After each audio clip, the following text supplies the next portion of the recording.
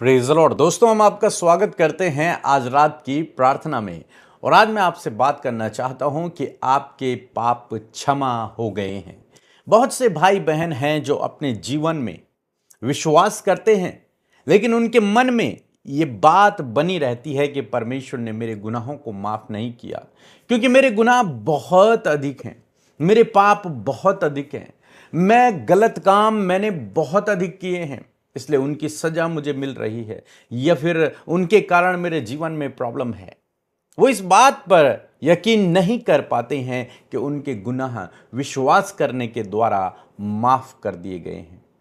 Bible में हम लोग कई बार पढ़ते हैं कि जब कुछ व्यभिचारी लोग यीशु के पास आए और यीशु ने उन्हें माफ कर दिया, और जब यीशु ने उन्हें माफ किया तो कंप्लीटली माफ किया। ऐसा नहीं था कि फिर भी वो पापी थे, नहीं। हां, समाज की दृष्टि में हो सकता है वो पापी रहे हों उसके बाद भी, लेकिन परमेश्वर की दृष्टि में उनके गुनाह माफ हो गए। एक स्त्री जब व्यभिचार में पकड़ी गई, गलत काम करते हुए रंगे हाथ पकड़ी गई, तो उसे पकड़ करके लोग यीशु मसीह के पास लेकर के आए, और अपने हाथों में उन्होंने बड़े बड़े पत्थर रखे हुए थे, क्योंकि व्यवस्था कहती थी कि ऐसी स्त्रियों को, ऐसे लोगों को पत्थरों से मार देना चाहिए। उस पर पथराव करो और उसे मार दो जान से, क्योंकि उसने व्यभिचार किया, उसने गलत काम किया है। और जब वो यीशु मसीह के पास उसे लेकर के आए कि हे प्रभु, व्यवस्था तो कहती है कि इस स्त्री को मार डाला जाए पत्थरों से, लेकिन तू क्या कहता है? तब प्रभु ने जमीन पर कुछ लिखा। तब प्रभु ने उनसे कहा कि जिसने कभी कोई गुनाह न किया हो वो पहले पत्थर मारे। जिसने कभी कोई पाप नहीं किया, कोई गलत काम नहीं किया, वो पहले पत्थर मारे, क्योंकि उसी को अधिकार है। जो पवित्र है वही दंड दे सकता है। दोनों पापी हैं, तो एक पापी दूसरे पापी को दंड नहीं दे सकता। यीशु मसीह ने कहा जिसने कभी कोई पाप न किया हो, जो शुद्ध है, जो पवित्र है, जिसने कभी कोई गलत काम न किया, वो इस स्त्री पर पहले पत्थर मारे। और जानते हैं क्या हुआ? यीशु मसीह झुककर जमीन पर कुछ लिखने लगे, और उसके बाद बाइबल कहती है कि हर एक व्यक्ति अपना पत्थर वहीं पर छोड़कर वापस चला गया। क्या बच्चे और क्या बूढ़े, हर एक वहां से चला गया। अंत में जब यीशु मसीह ने देखा कि सब लोग चले गए, वहां पर कोई नहीं बचा, किसी ने भी पथराव नहीं किया, तो यीशु मसीह ने उस स्त्री से कहा, सब लोग कहां चले गए? उसने कहा कि सब लोग चले गए हैं प्रभु। क्या उन्होंने तुझ पर दंड की आज्ञा नहीं दी? उसने कहा नहीं प्रभु, किसी ने मुझे पत्थर नहीं मारा। तब यीशु मसीह ने कहा, जा, मैं भी तुझे दंड की आज्ञा नहीं देता हूं, मैं भी तुझ पर कोई दंड की आज्ञा नहीं देता हूं। जा, मैं भी तुझे कोई सजा नहीं देता हूं। जा, मैंने भी तेरे गुनाहों को माफ कर दिया। जबकि यीशु मसीह पवित्र हैं, और यीशु मसीह के पास वो अधिकार है कि वो दंड दे सकते हैं, क्योंकि वो पवित्र है, वो परमेश्वर है। और वो स्त्री पापी थी। वो चाहते, क्योंकि यीशु मसीह ने स्वयं इस बात को कहा कि जो निष्पाप हो, जिसने आज तक कोई गुनाह नहीं किया, वो पत्थर मारे। और वो स्वयं यीशु था, वो स्वयं यीशु था जिसने कोई पाप नहीं किया था, यानी कि वो उस पर पत्थर मार सकता था, लेकिन प्रभु ने उस पर पत्थर नहीं मारा, उस पर कोई दंड की आज्ञा नहीं दी, उसे छोड़ दिया। उसे कहा तेरे गुनाह माफ हो गए और जा, फिर से पाप ना करना। उसके गुनाह साफ हो गए। हालांकि उसके बाद लोगों ने, समाज ने उसे गलत दृष्टि से देखा होगा कि ये तो वही स्त्री है, लेकिन परमेश्वर की दृष्टि में उसके गुनाह माफ हो गए। वो परमेश्वर की दृष्टि में उसकी धर्मी जन हो गई, पवित्र समाज हो गई, क्योंकि प्रभु ने उसे धो दिया, प्रभु ने उसके गुनाहों को माफ कर दिया। समाज उसे गलत समझ सकता है, लेकिन प्रभु उस दिन के बाद उसे कभी गलत नहीं समझेंगे। क्यों? क्योंकि प्रभु ने उसके गुनाहों को माफ कर दिया। इसी प्रकार से प्रभु ने आपके भी गुनाहों को माफ कर दिया, आपके गलत कामों को माफ कर दिया। अब आप पर भी कोई दंड की आज्ञा नहीं है। उसने सब कुछ, जितने गलत काम आपने किए थे, जिनकी सजा आपको मिलनी थी, वो उसने अपने ऊपर उठा ली और आपको कंप्लीटली फ्री कर दिया, माफ कर दिया, आपको क्षमा कर दिया।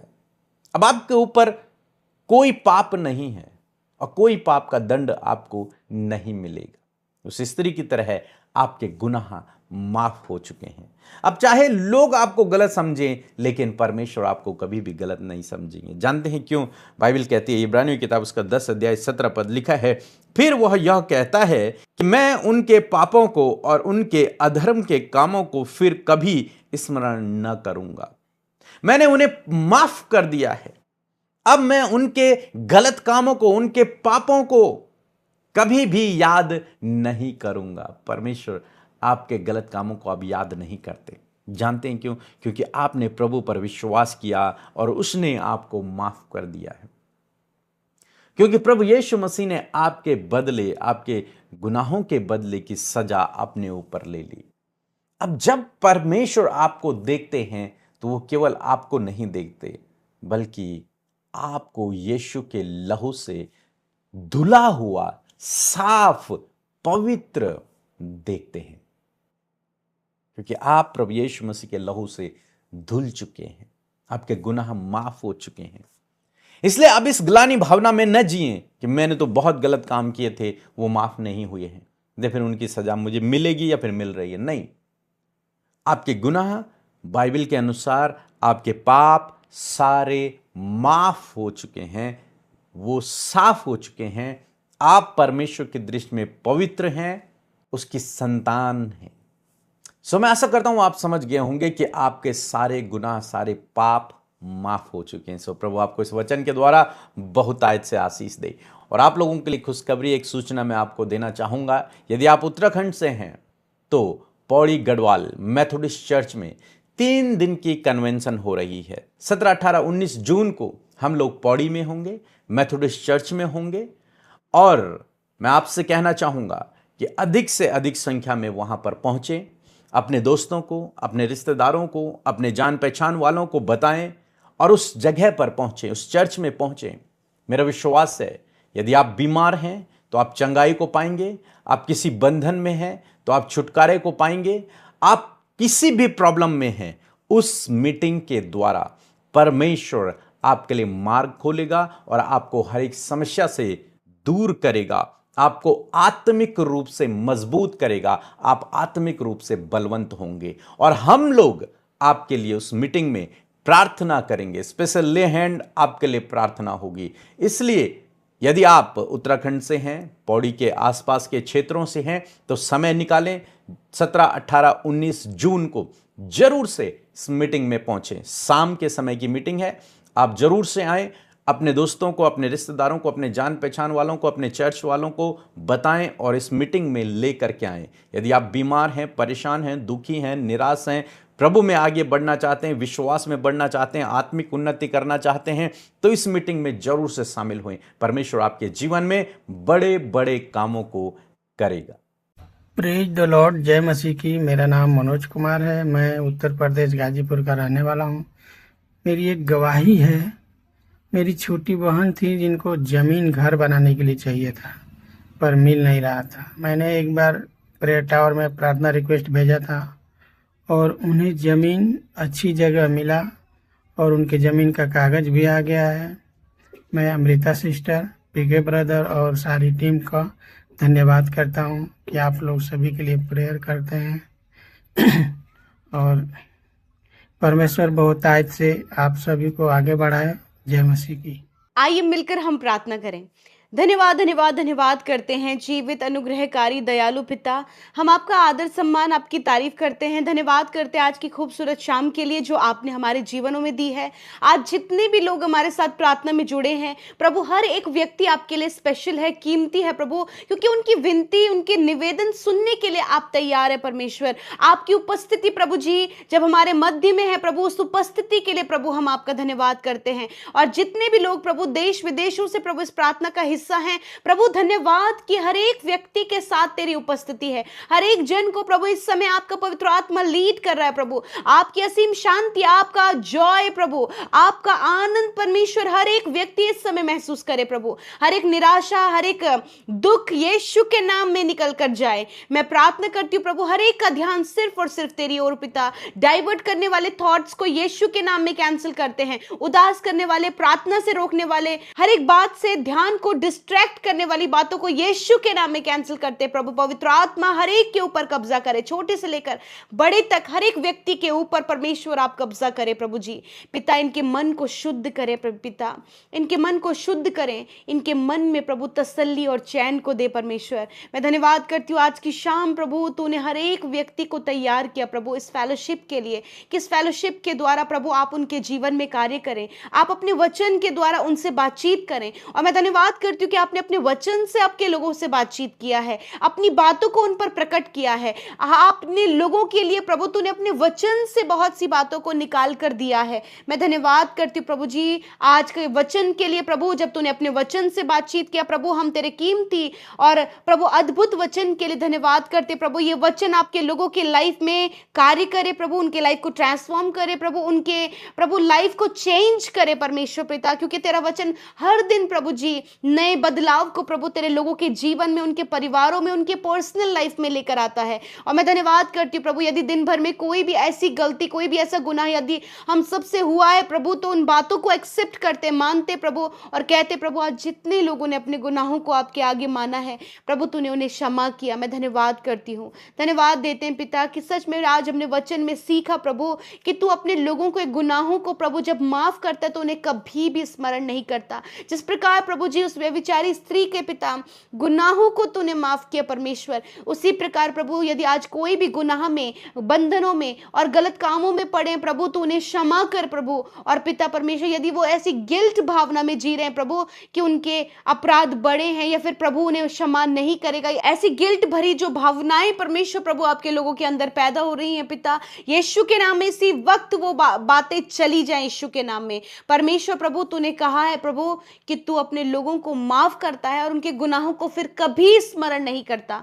प्रभु आप मनुष्य नहीं है प्रभु कि आप धोखा दें या फिर झूठ बोलें, आप परमेश्वर है प्रभु और जो आपका वचन कहता है वो सत्य है प्रभु, उस वचन के मुताबिक आप कार्य करते हैं पिता। आज मैं प्रार्थना करती हूँ हर एक भाई बहन को ब्लेस करें प्रभु, ब्लेस करें प्रभु जी, इन्हें ब्लेस करें परमेश्वर प्रभु कि ये पिता आपके वचन को सुन सके, आपके वचन को पिता समझ सके, आपके वचन को अपने जीवन में ग्रहण कर सके, ताकि इनके जीवन की जो कमियां हैं, ताकि जो गिल्ट भावना है, ताकि ऐसा जो प्रभु जी नेचर है परमेश्वर प्रभु जो आप में बढ़ने से रोक रहा है पिता, ऐसी गिल्ट भावना जो आपकी उपस्थिति में बढ़ने से रोक रही है यीशु के नाम में चली जाए प्रभु। आपने माफ किया, आपने आपके लोगों के गुनाहों को दूर किया पिता, हम आपका धन्यवाद करते हैं। Thank you Jesus, thank you Jesus, thank you father. धन्यवाद प्रभु तूने इन बच्चों के गुनाहों को माफ किया, तूने नौजवानों के गुनाहों को माफ किया, तूने प्रभु बुजुर्गों के गुनाहों को माफ किया प्रभु, तूने मौका दिया प्रभु।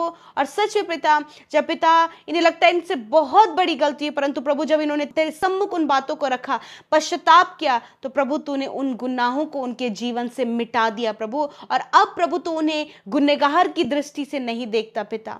Thank you Jesus, thank you father. प्रभु आज की शाम में मैं प्रार्थना करती हूँ उन परिवारों के लिए जिन परिवारों में बहुत ज्यादा कलेश हो रहा है प्रभु, बहुत ज्यादा दूरियां हो रही हैं पिता, बहुत ज्यादा प्रभु आपसी मन मिटाव हो रहा है प्रभु। यीशु के नाम में हर एक उस परिवार को जो आज कलेश से, आपसी मन मिटाव से, बैर भाव से प्रभु जूझ रहा है, यीशु के नाम में परिवार से ये बातें निकल कर चली जाए, परिवारों में एकता, मेल मिलाप और परमेश्वर तेरा प्रेम आए पिता।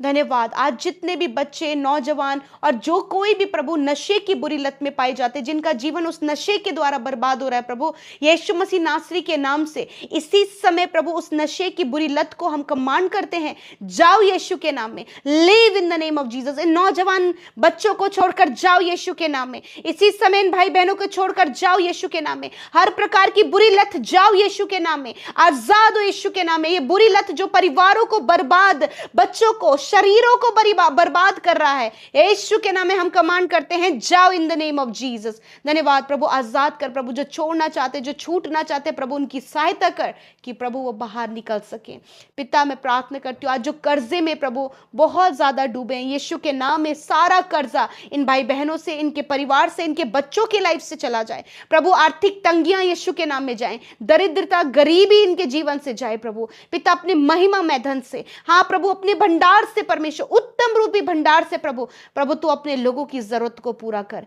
धन्यवाद। आज जितने भी भाई बहन प्रभु पिता जो अपने बच्चों के लिए प्रार्थना करें, उनकी स्टडी के लिए, उनके आगे बढ़ने के लिए, उनके अच्छे भविष्य के लिए, खुदावंद यीशु के नाम में प्रभु उनके बच्चों को हम तेरे हाथों में देते हैं प्रभु, उन्हें ज्ञान बुद्धि समझ से भरे प्रभु, एक अच्छी राह पर चलाएं प्रभु। आज के दिन में प्रभु आप अद्भुत कार्य उनके जीवन में करें प्रभु, ताकि प्रभु, कि तूने वचन में कहा है कि तुम्हारे दिन मेरे हाथों में प्रभु, जब इनके बच्चों के दिन तेरे हाथों में प्रभु, तो उनका भविष्य तुझ में उज्जवल है प्रभु।